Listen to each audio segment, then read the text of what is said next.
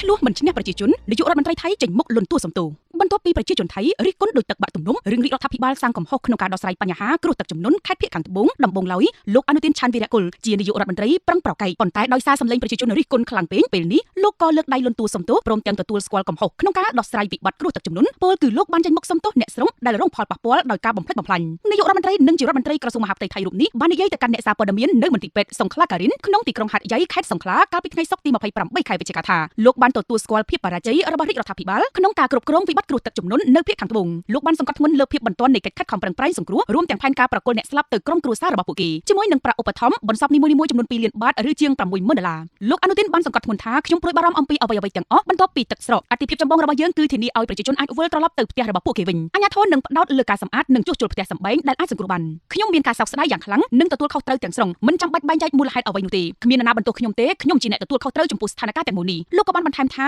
យើងត្រូវតែទទួលយកកំហុសរបស់យើងប៉ុន្តែយើងក៏ត្រូវតែធានាថាមិនមានកំហុសអ្វីទៀតត្រូវបានបង្កើតឡើងនិងធ្វើការឲ្យបានឆាប់រហ័សដើម្បីស្ដារភាពប្រក្រតីភាពឡើងវិញការចេញមុខសំទោសរបស់លោកអនុទានកើតឡើងក្រោយប្រជាជនថៃរិះគន់រាជរដ្ឋាភិបាលថាគិតតែថតរូបយកមុខមាត់មិនខំប្រឹងប្រែងដើម្បីសង្គ្រោះប្រជាជនរងគ្រោះនោះទេគួរបញ្ជាក់ថាគ្រោះទឹកជំនន់បានវាយប្រហារប្រទេសថៃយ៉ាងគំហុកមិនធ្លាប់មានពីមុនមកខណៈសាកសពអណ្ដែតតាមផ្ទៃទឹកខ្លះទៀតស្លាប់នៅក្នុងផ្ទះហើយខ្លះបានដាច់ខ្យល់នៅឯមន្ទីរពេទ្យគិតមកទល់ពេលនេះមនុស្សប្រមាណ145នាក់បានក្លាយជាចំណីមច្ចរាញដោយខ្លះត្រូវលង់ទឹកគួចនិងឆក់អគ្គិសនីជាដើមខណៈផ្លូវថ្នល់ផ្ទះសម្បែងនិងហេដ្ឋារចនាសម្ព័ន្ធខូចខ្ទេចខ្ទីហើយសម្រាប់រីកបាយពេញទីក្រុង